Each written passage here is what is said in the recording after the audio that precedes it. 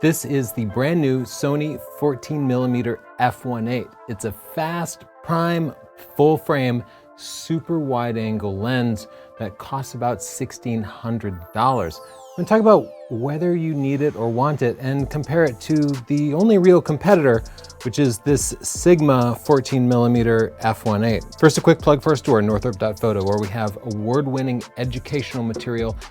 Buying that is going to make a way bigger difference in your pictures than buying a new lens. And right now we have a sale going on. Just look at the banner at the top and you can save significantly on video training like our art and science of photography. All of it comes with a 100% money back guarantee. So check it out at Northrup.photo. First, I have to ask if you even want 14mm. And the answer is probably no. That's right, I'm not trying to sell you this lens. I have no affiliation with Sony or any other camera manufacturer. I'm in the business of teaching people photography, and I just do this so people can understand what gear they should and shouldn't buy. To talk about why you might need 14mm, I'm going to show some sample pictures. Some of these were taken with Sony and some of them were taken with other zoom lenses. And you can see super wide angle 14mm allowed me to pull in the traffic circle as well as the facade of the Palace Hotel here. If I'd had a 16mm lens, I wouldn't have been able to go as wide. In fact, this is actually cropped a little bit. It's probably cropped to more like 16mm, but by shooting it in 14mm, that gave me the option to crop slightly to level the horizon. Another example of a time super wide angle is useful. This is the Mobius Arch, and we have a friend here. And in these sort of wide open landscapes, I wanted to capture both something in the foreground at a reasonable size and the massive amounts of background space. It's not something I ever get a chance to use in Connecticut. Connecticut landscapes are taken at like 50mm, 100mm, because there's too much clutter, there's too much unattractive stuff. I'm standing very close to my friend here.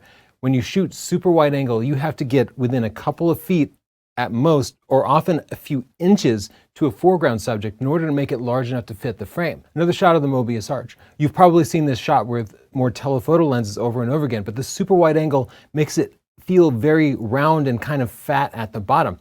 This is forced perspective working. Super wide angle lenses like this can add a lot of depth and shape to nearby subjects. Because of the landscape here, I could not possibly have backed up any further to show the entire rock. So I had two options here. One is to shoot with a super wide angle lens. The other would be to shoot a more telephoto lens and stitch together a panorama. If you're not constantly shooting wide angle, definitely consider just stitching together panoramas. We have a great tutorial here. Here's a real estate shoot I did for a storage unit. Shooting at 14mm allowed me to capture this sort of angle, showing the corner and the amount of space in this storage facility.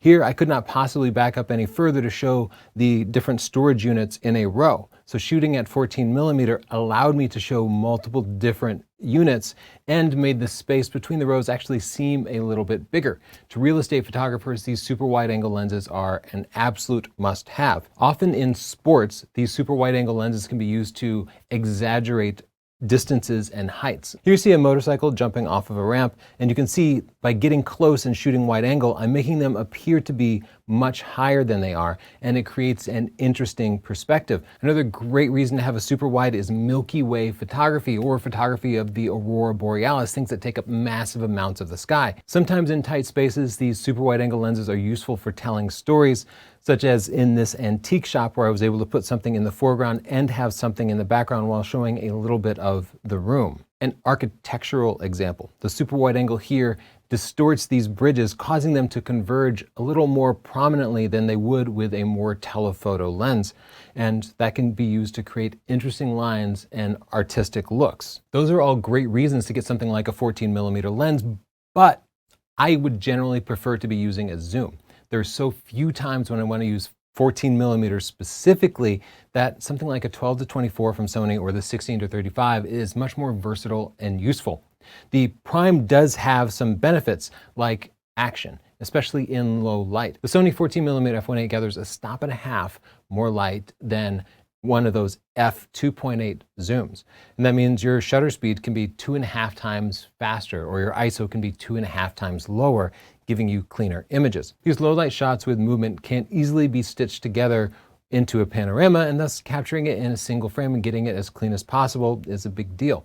Going from f2.8 to f1.8 is a bigger difference than going from APS-C to full frame. That wider aperture also gives you more background blur, which increases subject separation. If you're very, very close to the foreground subject, like within a few inches, shooting at f1.8 can give you a little bit of background blur, something we're not accustomed to seeing with super wide angle lenses, and thus it creates an interesting look. Hopefully that's been the information you need to decide whether or not a 14mm lens, whether zoom or prime, is right for you. Now I'd like to compare the Sony 14mm f1.8 against the Sigma 14mm f1.8 in a variety of different categories, the first being price. They're the same price. I actually can't believe the Sony is the same price. Usually third-party lenses are much less expensive. New, they're both $1,600. However, the Sigma's been around for a long time, so you have the option of picking one up used. I can get one right now at KEH in excellent condition for about $1,200. So you could head to sdp.io/KEH and use the 5% coupon code TNCSHOP to get even more off. I actually bet there's gonna be a good selection of lenses there after this video because a lot of you are gonna wanna trade it in for the Sony.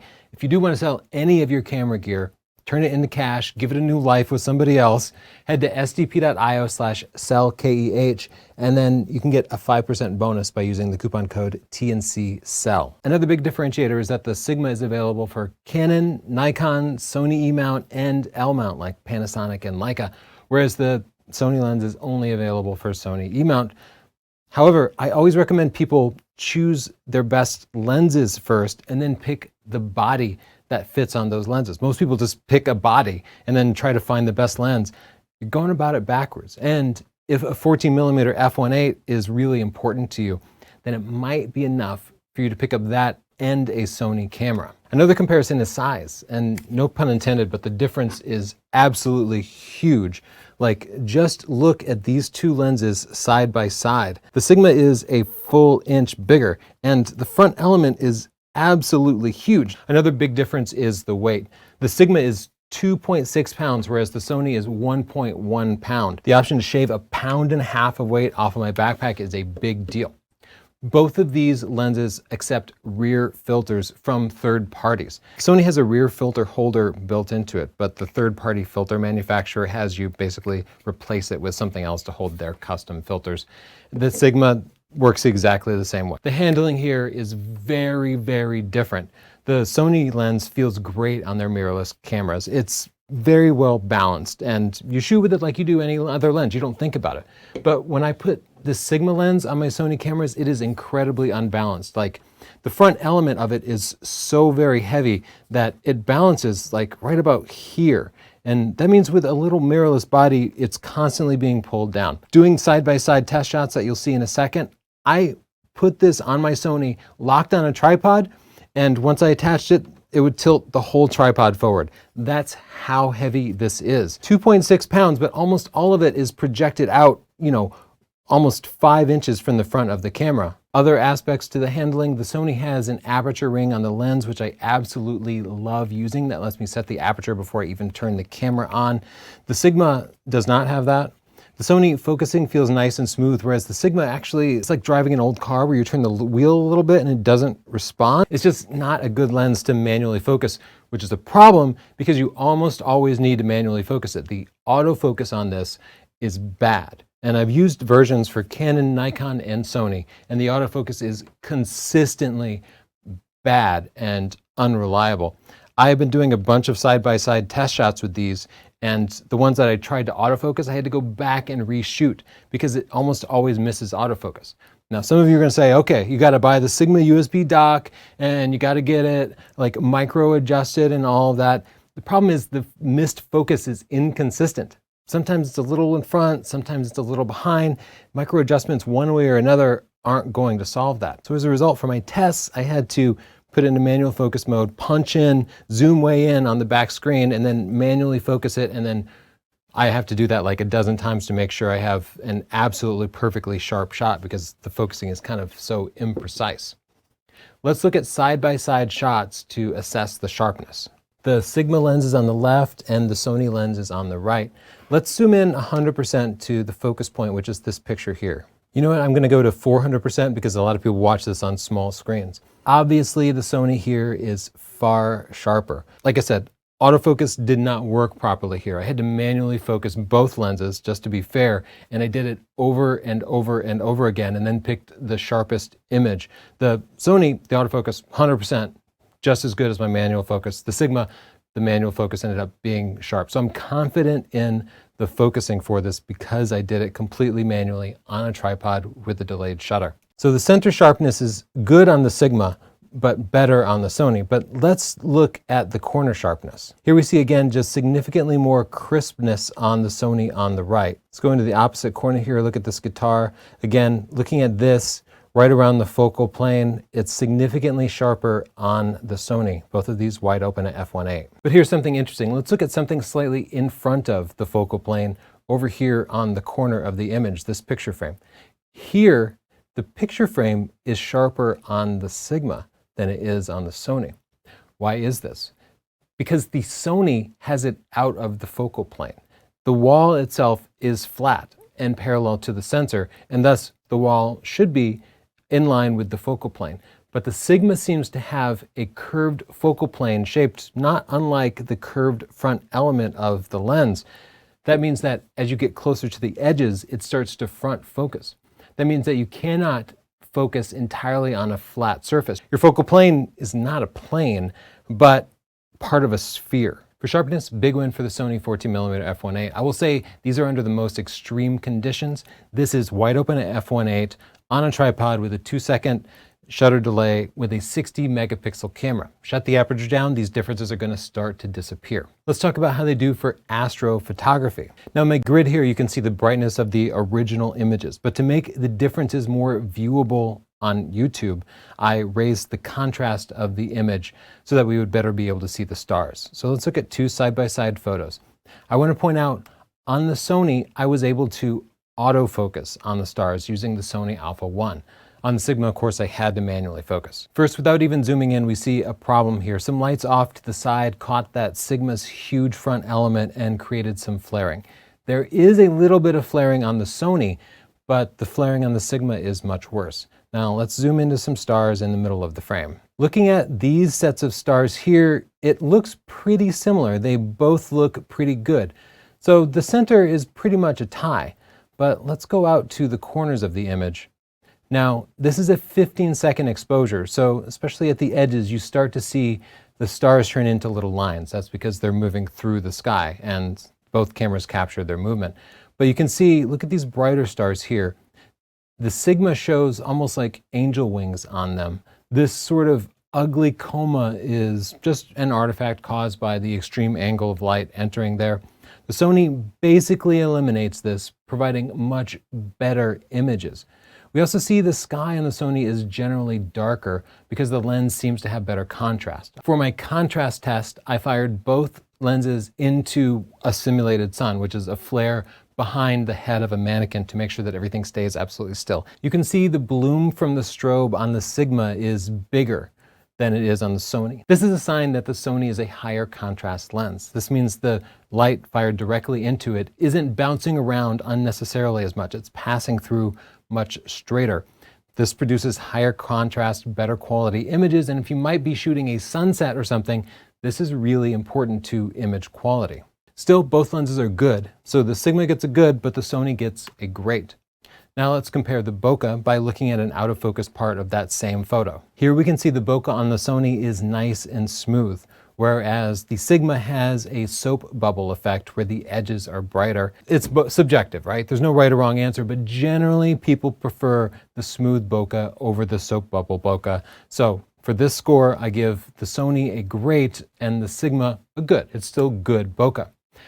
In summary, if you are a Sony shooter, the Sigma 14mm f1.8 at the same price is completely obsolete. I did not find any benefit to using the Sigma, which I personally have owned for the last 5 years, over the Sony. So I'm selling my Sigma, but I'm not buying the Sony because I actually don't use this lens very often at all.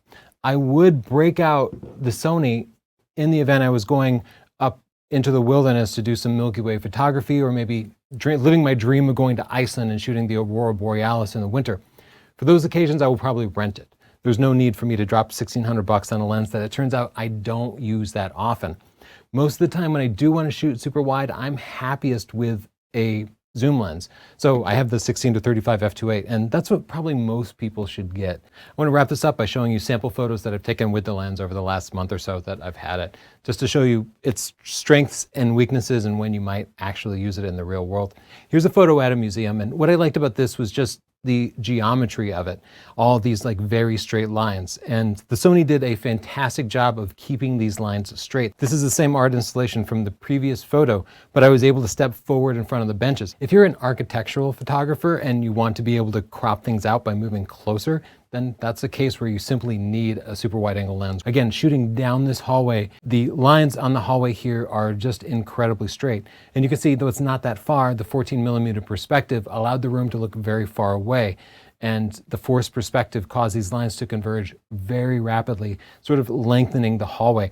A skill that could be really useful for people doing real estate photography. Out doing travel style of photography, especially in Connecticut, it's very difficult to get good, clean shots at 14mm. Like taking a picture of our favorite ice cream place here, you can see all these power lines coming in and just forming distractions. 14mm probably wasn't a good choice. If you look into this window here, you can see my niece Maya handing me some ice cream. This was taken a few months back when we still had to wear masks everywhere. Getting in a little bit closer, and I wanted to crop to square for Instagram. And here that 14mm was actually perfect. Could I have gotten a very similar photo by using the super wide angle lens on my iPhone? Yeah, you probably wouldn't have noticed any difference, honestly. This forced perspective allows you to exaggerate some features by getting very close to it. Here you can see I wanted to sort of exaggerate the front end on this Mercedes, but again, it's very challenging to take pictures of people. So Chelsea's head here looks vastly bigger than her feet, and it makes the whole photo look a little bit weird. That intense forced perspective does allow you to juxtaposition things in interesting ways. For example, making these flowers almost as big as the buildings in the background. Again, showing off just how straight these lines are. They look absolutely perfect, and they make this building, it's a tall building, but it looks absolutely looming because of the powerful forced perspective here. Again, using that forced perspective to show a flower in front of something, even at f9, you can see there's significant background blur because this lens focuses very close, allowing you to get really intensely close to subjects like this flower. I was just a few inches away from it. Taking a picture of this building, if I had stepped back any further, there would have been fences and bushes that would have ruined the picture. So architecturally, I had to stand close, and the 14mm allowed me to capture the entire front of the building while keeping all the lines straight and everything nice and sharp. It performed perfectly. To show off how little flaring and how much contrast this lens has, I shot at f10 into the sun. Shooting with a high f-stop number is one of my favorite things to do because it allows you to create these starbursts. You can see the lens creates these absolutely just like gorgeous starbursts. I think it makes 2 rays for each of the aperture blades. It has a very fine aperture blade. That's what created that nice round bokeh, and that's what makes these interesting starburst effects when you do want to shoot into the sun. Thanks for watching my review. Subscribe for more reviews and lots of photography tutorials. Give this a like. If you have your own questions or thoughts on it, write a comment down below. Of course, check out our educational materials at northrup.photo, as well as hats and t-shirts and gifts for photographers that we all make ourselves. Like, I literally ship this stuff out of my garage. There is no middleman, no big corporation. We're literally a mom and pop publishing company. So check us out, and thank you for your support. Bye.